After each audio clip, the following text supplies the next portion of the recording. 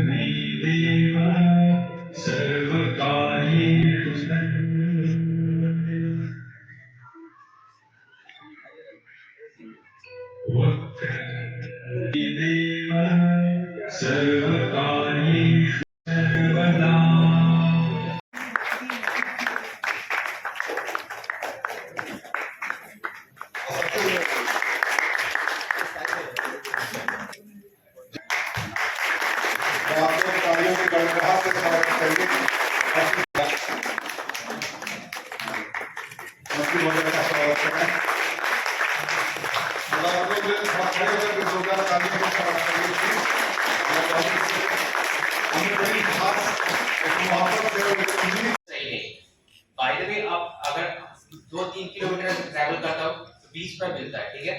यदि अगर 5 से 6 किलोमीटर ट्रैवल कर रहा हूँ तो एग्जैक्टली 20 से 22 रुपये मिलेगा, और उससे एक्स्ट्रा ट्रैवल कर रहा हूँ तो हार्डली वो मुझे 25-28 रुपीज पे करते हैं। आप तो 9 किलोमीटर ट्रैवल करके तो ऑर्डर आ गए, फिर वापस रिटर्न में तो आपको पेमेंट तो दे नहीं रहे हैं, ये तो गलत बात है। पहले स्टार्टिंग में स्विगी हमको अच्छा इनकम देता था, 700 से 800 रुपया पर डे का हो जाता है, अभी एग्जैक्टली बस 200 रुपया होता है। अगर 200 रुपये में अगर फैमिली का मैं देखूंगा तो सही रहेगा। वैसे मैं तो स्टूडेंट भी हूँ, इसलिए मुझे ये स्ट्रक्चर सही नहीं लगा स्विगी का, इसलिए मैं, क्योंकि बाय द वे दिल्ली का अगर चेक कर सकेंगे तो वहां पे एक डिलीवरी का होता था। अब जितनी ज्यादा जो है डिजिटल इकोनॉमी पे कंट्रोल है, उतनी ज्यादा उनकी इकोनॉमी पर भी कंट्रोल है और उतनी ज्यादा लेबर पर भी कंट्रोल है। और एक तरह से ये कह सकते हैं कि जो न्यू कैपिटलिस्ट आए हैं उन्होंने जो है डिजिटल प्लेटफॉर्म के द्वारा है कि जो प्रोडक्टिव फोर्सेज है, खास करके पॉलिटिकल इकोनॉमी की भाषा एक है जिसमें कहते हैं प्रोडक्टिव फोर्सेज है, उसमें आता है नॉलेज इकोनॉमी। जितना ज्यादा प्रोडक्टिव फोर्सेज पर यानी मींस ऑफ प्रोडक्शन पे कब्जा होगा, पहले लैंड पर कब्जा होता था, एक्सप्लॉयटेशंस जो है इकोनॉमी की बढ़ती है। ये खुशी की बात है कि गिग वर्कर्स के ऊपर बातचीत और आम जनता तो छोड़ दीजिए, जो ट्रेड यूनियन दिन रात काम करते हैं उनके लिए भी ये शब्द कुछ नहीं आया। नहीं समझ रहे हैं ऐसी बात नहीं है, लेकिन कठिनाई ये है कि शोषण केवल आपका शारीरिक तौर पर नहीं होता है, आपके शारीरिक शोषण के सोसाइटी के रूप में आप सभी के द्वारा यहाँ जो कार्यक्रम का आयोजन किया गया, इस कार्यक्रम में मुझे मुख्य अतिथि के रूप में बुलाया गया और इस कार्यक्रम में उपस्थित धर्मेंद्र कुमार, राष्ट्रीय सचिव जनपहल, मंजू गोयल, राष्ट्रीय संगठन सचिव अमेज़न इंडिया, और इस कार्यक्रम में उपस्थित डॉक्टर मुख्तार आलम, राष्ट्रीय प्रवक्ता gig workers society association, Arshad Aftab, प्रदेश बिहार प्रदेश अध्यक्ष, शोभा कुमारी बिहार प्रदेश महासचिव, अभिषेक कुमार बिहार प्रदेश इलेक्ट्रॉनिक मीडिया और गिग वर्कर के रूप में आप सभी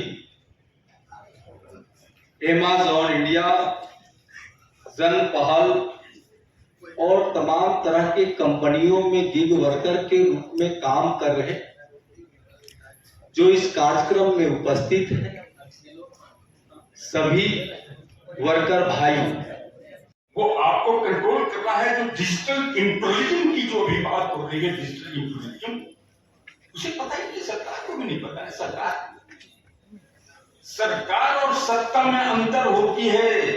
सरकार एक बार किसी पार्टी की हो, केंद्र के अंदर में बैठी हुई किसी पार्टी की सरकार हो, सरकार वो चला रहे हैं, सत्ता उनके हाथ में नहीं है। सत्ता तो इस देश में आपको क्या लगता है कि कानून और शब्द जो हमारे राजनेता भी जो शब्दावलियों का उपयोग करते हैं, अभी बहुत शब्द का यूज हो रहा है ना, स्मार्ट सिटी, स्मार्ट शहर, स्मार्ट लोग, इस शब्द कौन बना रहा है? तो मोदी जी का है बनाया हुआ, मोदी जी ने लिखा, मोदी जी को ये बात की सत्ता दुनिया के कॉर्पोरेट के हाथ में है और सुपर रिच के हाथ में।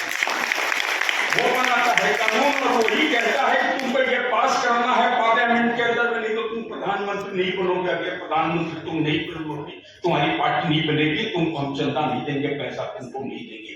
कानून वो बना रहे हैं।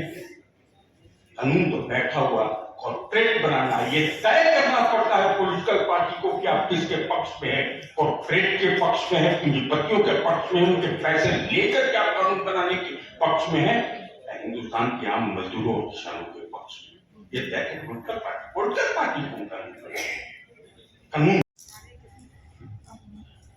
तो बधाई देता हूं कि पटना के अंदर इस विषय को लेकर आए, और सिर्फ पटना और बिहार के लोगों को नहीं, राष्ट्रीय संवाद को पटना लेकर आए। इतिहास गवाह है साथियों की कई राष्ट्रीय संवाद, कई राष्ट्रीय आंदोलन और राष्ट्रीय परिवर्तन की शुरुआत किसी पटना से हुई है।